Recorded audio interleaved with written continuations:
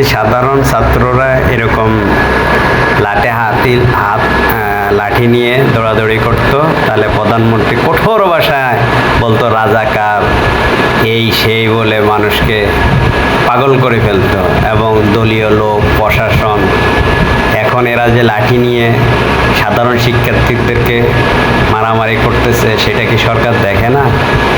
দেখেন প্রত্যেকটা ছাত্রের হাতে লাঠি, ছাত্রলীগের। ধন্যবাদ। দেখেন, subscribe with share and like, press the bell icon. Thank you.